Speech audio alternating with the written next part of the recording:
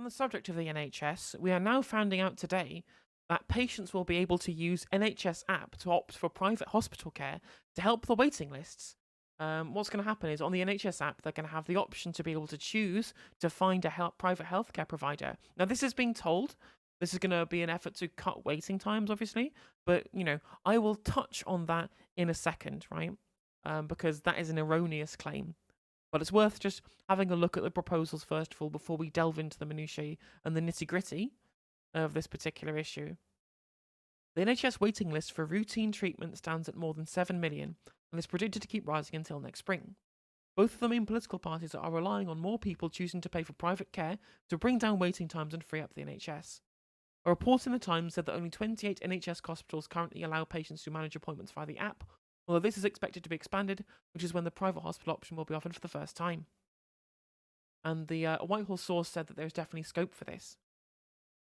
Now, what I would say, so is first of all, we're going to have a discussion around the future of the NHS. Now, during the last election, there were documents I've mentioned already today on this stream, where Jeremy Corbyn released documents around a US trade deal post-Brexit where the NHS was on the line and they were going to start selling off bits and pieces of it to the private sector.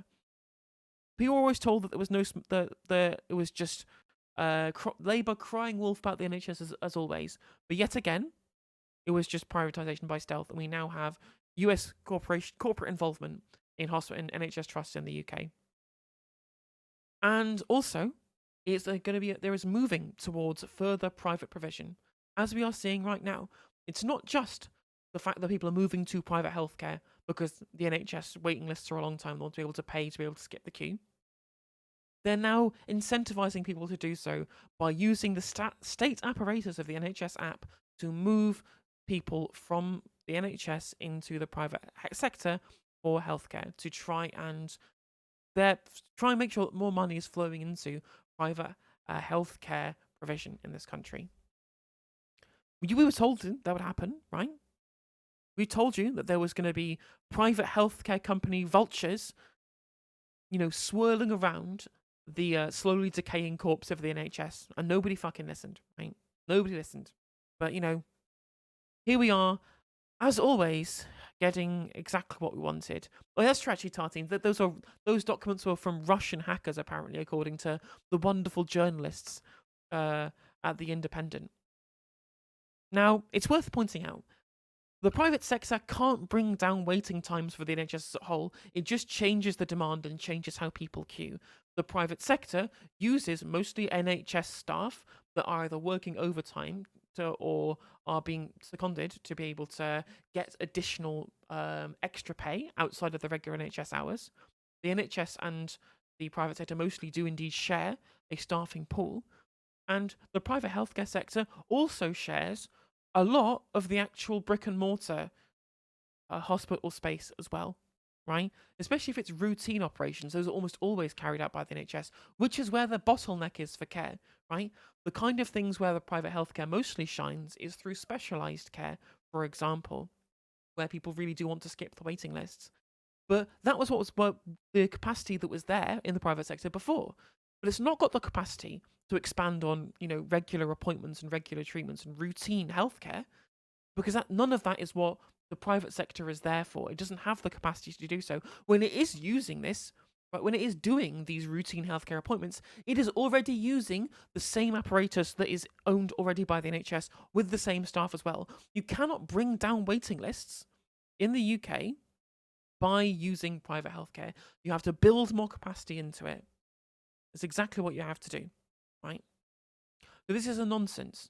It's a complete nonsense. The only reason why they're doing it is to funnel money and demand into the private sector.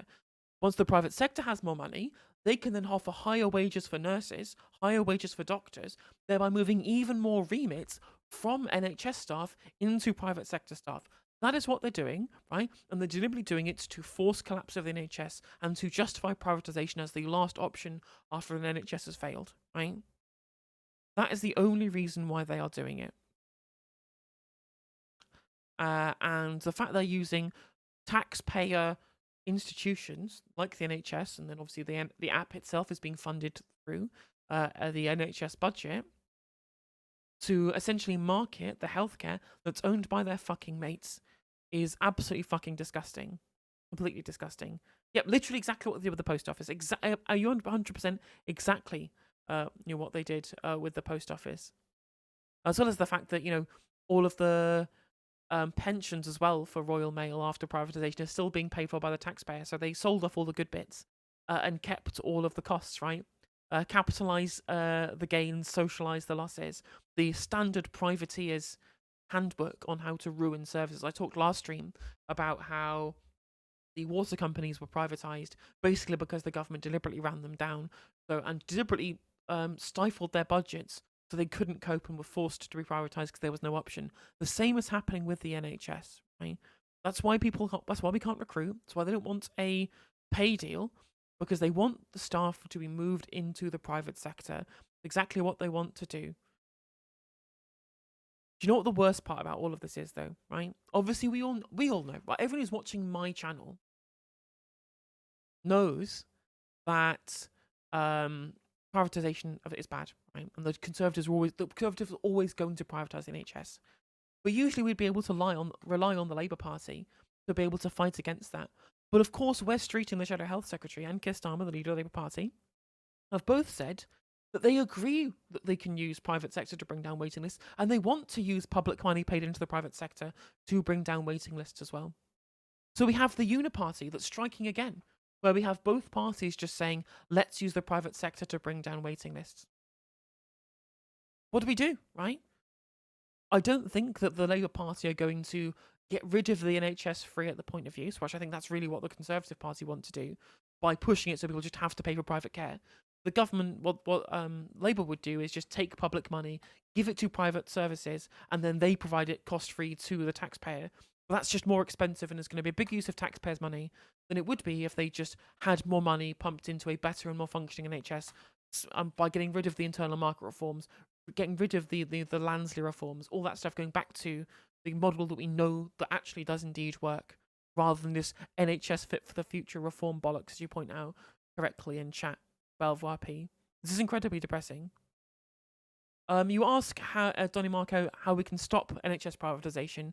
It's difficult, right? But what Unite the Union have been doing is they've been fighting in disputes over pay by saying that part of the agreement, for the pay agreement, that they would want to be able to put to their membership is for their staff to be brought back in-house rather than subcontracted. And that's been successful. But as I've said before, right? The place where we're going to get real, genuine change on these things is by looking towards direct action, the union movement, grassroots organisations. Because the Labour Party is not a grassroots organisation anymore. It's clearly been captured by this Labour right clique who want to make sure that the membership of the Labour Party don't have any input at all on policy. And of course, the Conservative Party are indeed a grassroots party of private equity firms and CEOs and corporate donors who want to ensure as much public money is put into their pockets as possible, whether or not it would be NHS sold off on the cheap, or the public money being spent on private healthcare, or whether it would be money that's being spent to be subcontracted to by the NHS to run services at a more expensive rate than they would be if they were just done in-house, because you have to pay for CEO bonuses, you have to pay for dividends, you have to pay for the profit margins, etc., right? I mean, Davinia, you'll know as well as I will that we've both been forced, essentially, by failures of NHS provision because of underfunding, to go private. I use private healthcare for the titty schedules, right? And I think that's the case for most trans people. But, this just shows, right, that we were right all along. The left was right. Everyone who voted for the Conservatives after we told you what was going to happen, you got what you wanted, you should have fucking listened to us. We fucking told you. And you were just like, no, in fact, I just want to get Brexit done. It's more important to me than the future of the NHS, right? 350 million on the side of the bus. I shit you not. And the problem is that when you have both parties emphasising that there has to be some kind of NHS reform, that's going to cement it into the public conscious as being the only option, right? And then it's not the only option. We're going to actually properly fund and retain staff in the NHS. We need to expand capacity. It's going to take money, right? I'm happy paying a little bit more in tax. I think the rich should pay way more in tax. I think we can justify deficit spending on this for economic growth reasons. But whilst the corporate media are saying that NHS reform is inevitable, and both sides of the political divide are saying that NHS reform is inevitable, the public mood will be beaten and trodden down to the point where they accept that it is inevitable when it just isn't. And that's dangerous. That's what's dangerous with all of this. The public, as you're right, Belvarp, they're nudging the public's perception, manufacturing the consent for NHS privatisation.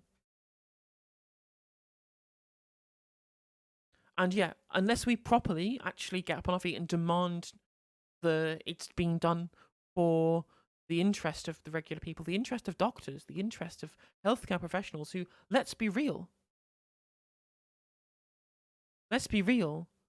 the real issue here is the fact that it seems inevitable at this point, and that people are being essentially bludgeoned ideologically into accepting the privatisation of the NHS. And join a union, vote for the Green Party. I've always said you should vote for the Green Party because they fundamentally oppose all of this shit. And until the BBC stop fucking employing people like Reem Ibrahim and her fucking libertarian ghouls from these think tank arseholes who want us to turn into a German privatised whatever it might be, Singapore, Switzerland type model, unless we push back,